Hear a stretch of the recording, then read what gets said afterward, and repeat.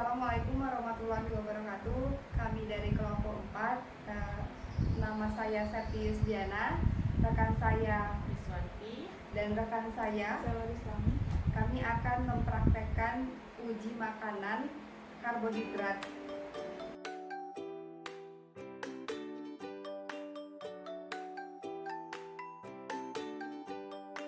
Berikut ada alat dan bahan. Pertama ada alatnya yaitu betadin. Selanjutnya ini ada bahan-bahannya, ada pisang, ada tahu putih, ada nasi, ada apel, ada telur putih, ada gula pasir, ada biskuit, ada margarin, tepung terigu, dan kentang. Selanjutnya kami akan meneteskan bahan makanan ini dengan betadin. Yang pertama pisang, yang kedua tahu, yang ketiga nasi, yang keempat apel, yang kelima putih telur, yang keenam gula, yang ketujuh biskuit, yang ke-8 margarin, yang ke-9 tepung, dan yang ke-10 kentang.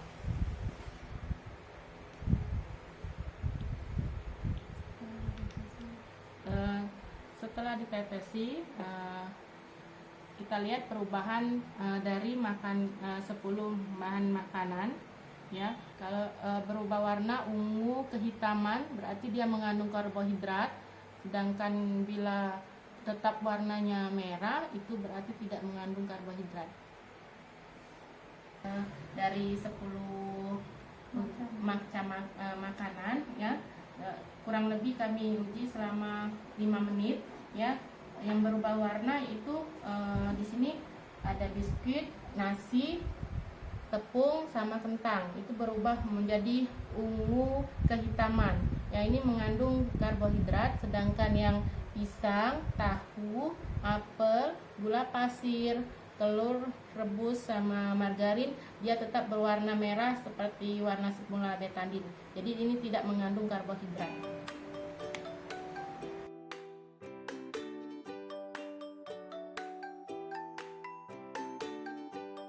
Berikut adalah alat dan bahan praktikum uji lemak. Pertama itu ada seledri, kedua itu ada biji jagung, ketiga ada pepaya, keempat ada minyak, kelima ada santan, kemudian ada singkong, ada susu yang cair yang sudah diseduh, kemudian ada kemiri, ada kacang tanah, margarin, dan wortel. Adapun alatnya, pertama ada kertas kopi yang sudah dipotong-potong seperti ini, ukuran 10 x 10. Kemudian ada lilin, senter, sendok, dan korek api. Kemudian bahan-bahan ini akan kita gosok ke kertas kopi. Yang pertama kita gosokkan dengan seledri ke kertas kopi.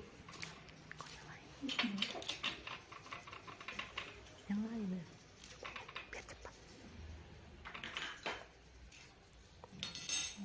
Kemudian kita gosok biji jagung 10 kali. Gosoknya 10 kali. selama 10 kali. Selanjutnya yaitu kita gosokkan lagi pepaya selama 10 kali. Kita akan meneteskan minyak di atas kertas kopi, kurang lebih 2-3 tetes.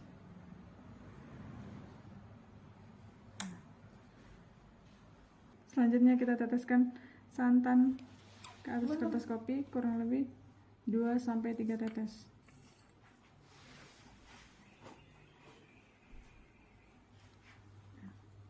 Kemudian kita gosokkan singkong.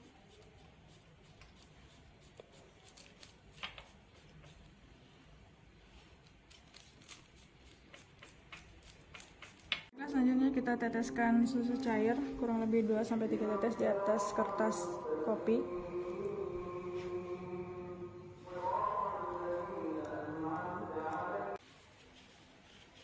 Selanjutnya yaitu wortel.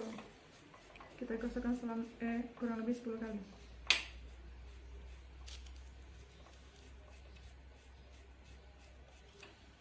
Untuk margarin kita cairkan terlebih dahulu. Kacang ya? Margarinnya menggunakan lilin. Kacang tanahnya Kacang apa? belum. Kacang tanah. Margarin.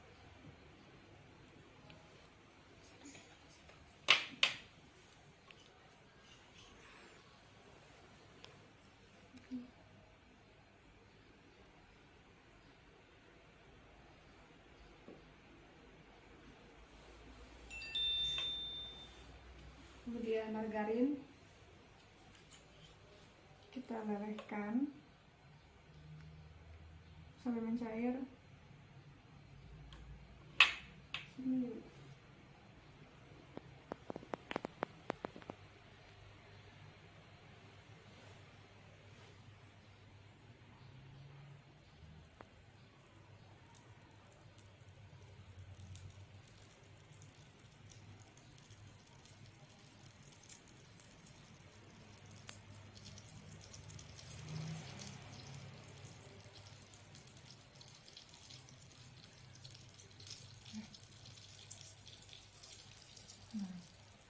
Kemudian kita taruh di atas kertas kopi.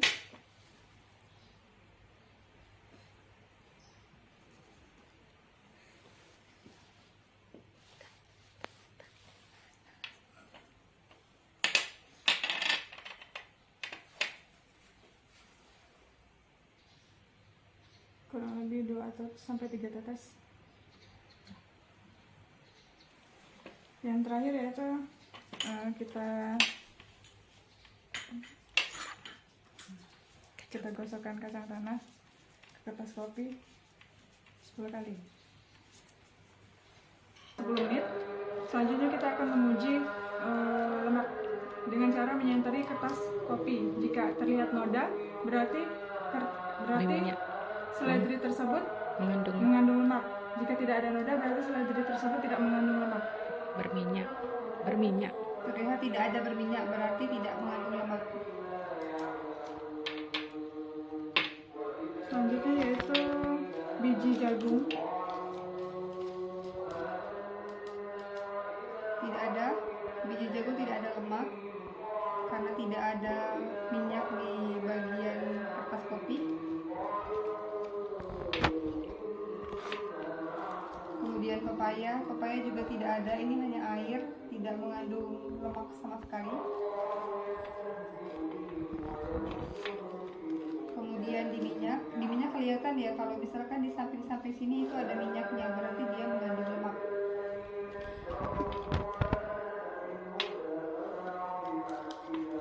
Kemudian ada santan, di sini juga kelihatan santan itu mengandung lemak karena di samping-samping sini sudah terlihat kalau misalkan dia ada minyaknya, yang berarti dia mengandung lemak.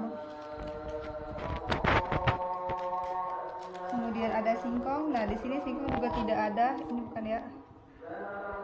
Tidak ada, kosong. Berarti singkong tidak mengandung lemak. Kemudian ada susu cair. Susu cair ini juga mengandung lemak, kelihatan sedikit ya. Dari pinggir-pinggir ini itu ada sedikit lemak, cuma tidak terlalu kuat.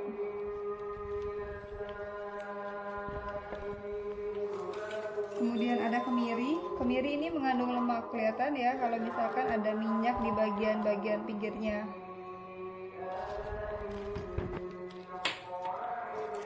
Kemudian ada kacang tanah. Kacang tanah juga mengandung lemak karena dia di sini dari kertas kopi itu terlihat kalau misalkan ada minyaknya.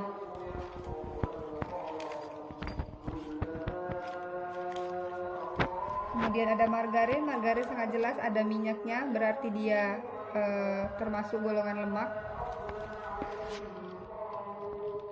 Dan terakhir ada wortel. Wortel di sini tidak ada lemak sama sekali dan tidak ada noda sama sekali.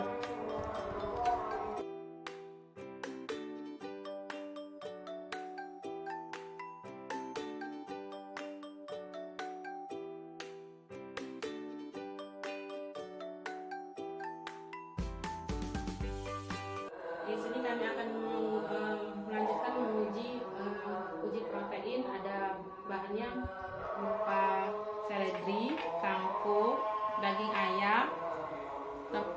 tempe, roti, gula pasir, putih telur rebus, bulu ayam, dan ada alat jepit pakaian dan lilin. Yes.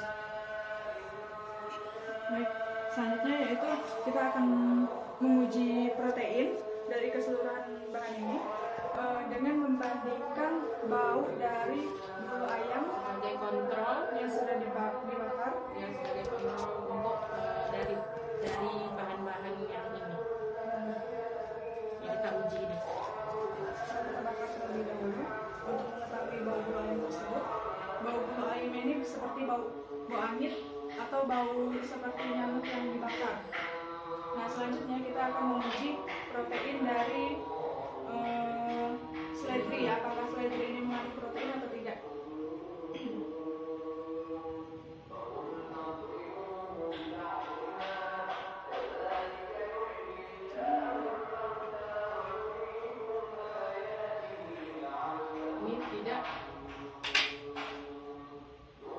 Tidak mengeluarkan bau angin, artinya seledri ini tidak mengandung protein.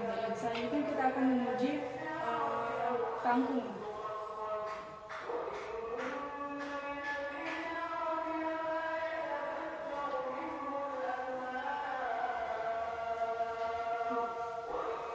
Nah, di sini kangkung juga tidak mengeluarkan bau angin, berarti kangkung ini tidak mengandung protein. Selanjutnya kita akan menguji ayam, daging ayam.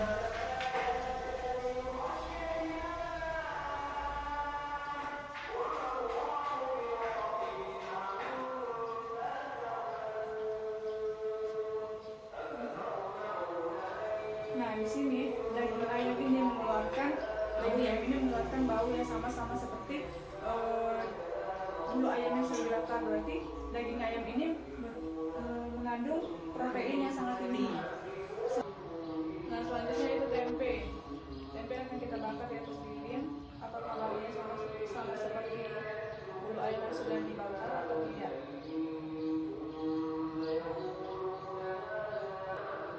Nah, di sini tempe mengeluarkan bau angin yang sama seperti bulu ayam sudah dibakar tadi. Artinya tempe tersebut mengandung protein yang sangat tinggi. Selanjutnya kita akan menguji putih telur.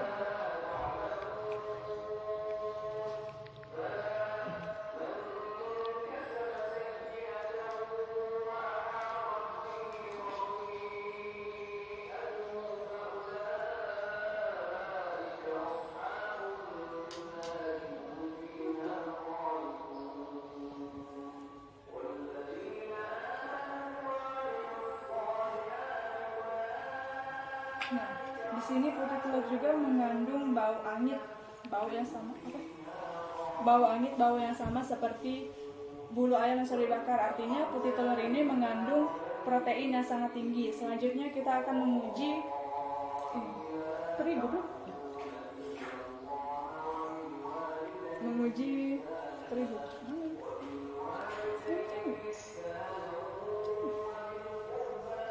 Nah,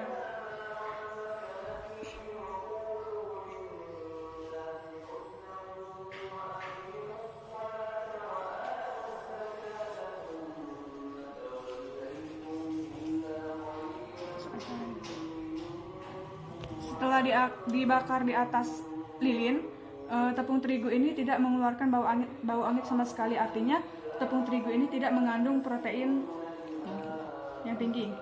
Nah, selanjutnya kita akan menguji gula pasir.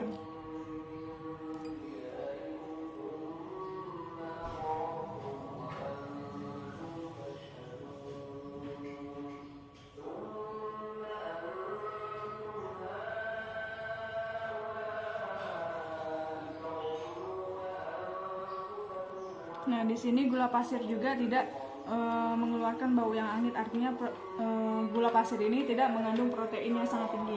Selanjutnya kita akan menguji roti tawar.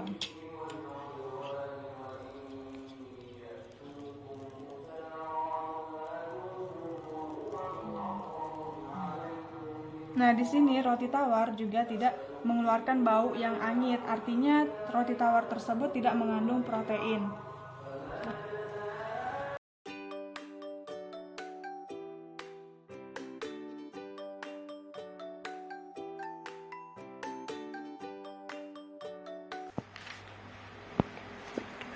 Baiklah, kami akan melanjutkan praktikum tentang sistem pencernaan. Kami menggunakan media gambar dari sistem pencernaan ini. Bagiannya terdiri dari ada mulut, kerongkongan, lambung, usus halus, usus besar, dan anus. Di mana mulut itu merupakan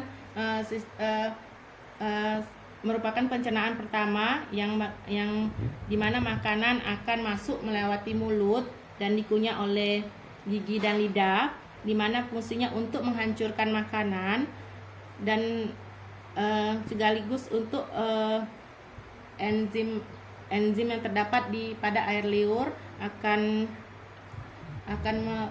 turun ke kerongkongan yang berfungsi untuk menelan makanan yang menghasilkan gerak yang mendorong makanan akan menuju ke lambung. Setelah makanan berada di kerongkongan, makanan akan menuju ke dalam lambung. Nah, setelah makanan berada di dalam lambung, proses pencernaan dilanjutkan kembali. Di dalam lambung ini berlangsung pencernaan secara mekanik, yaitu gerakan otot dari dinding lambung, dan pencernaan kimiawi menggunakan enzim. Nah, enzim yang ada di dalam lambung ini ada enzim pepsin dan enzim renin. Enzim pepsin itu mengubah protein menjadi pepton, sedangkan enzim renin itu berfungsi mengendapkan protein kasein pada susu. Nah, di dalam lambung juga terdapat senyawa HCl. Senyawa HCl ini dikenal juga dengan asam lambung. Nah, HCl berperan dalam membunuh kuman yang masuk bersama makanan. Selain itu, mengaktifkan pepsinogen menjadi pepsin. Setelah melewati lambung, makanan akan menuju usus 12 jari atau disebut dengan duodenum, atau disebut juga sebagai usus halus. Nah, usus halus ini kelenjar pencernaan yang berada di kiri dan kanan usus halus ini ada hati dan pankreas. Hati ini berfungsi mengeluarkan cairan empedu atau untuk mengemulsi atau menggumpalkan lemak. Sedangkan pankreas ini berfungsi mengeluarkan tiga enzim pencernaan. Yang pertama itu ada tripsin, yang kedua itu amilase, dan yang ketiga itu lipase. Nah, pankreas ini juga berfungsi melepaskan natrium bikarbonat atau NaHCO3 yang dapat menetralisir asam dari lambung. Pencernaan dilanjutkan ke bagian usus kosong atau jejunum. Setelah itu, sari-sari makanan yang terbentuk akan diserap oleh usus penyerapan atau ileum agar dapat diedarkan oleh plasma darah ke seluruh tubuh. Nah, sisa pencernaan yang tidak tercerna oleh makanan itu akan berada di dalam usus besar atau kolon yang akan dijelaskan oleh rekan saya. Baiklah, setelah makanan tadi masuk ke usus halus, kemudian masuk lagi ke usus besar, di mana sisa pencernaan akan berada di dalam usus besar. Nah, di dalam usus besar ini yang disebut dengan kolon, terjadi penyerapan air dan pembusukan makanan yang dibantu oleh bakteri Escherichia coli. Selesai dari usus besar, sisa pencernaan akan menuju rektum untuk disimpan sementara. Kemudian berakhir pada anus yang akan dikeluarkan. Nah, fungsi anus itu sendiri mengeluarkan feses dari saluran pencernaan, dan fungsi anus pada lapisan atas berguna untuk mengeluarkan zat buangan yang keluar, apakah itu berbentuk cair, gas, maupun padat. Baiklah, itulah praktikum kelompok 4 kita. Kurang lebihnya kita mohon maaf jika ada kesalahan baik dalam buatan kami atau dari praktikum kami. Kepada Allah kita mohon ampun. Kita akhiri. Wabillahi taufiq wal hidayah. Wassalamualaikum warahmatullahi wabarakatuh.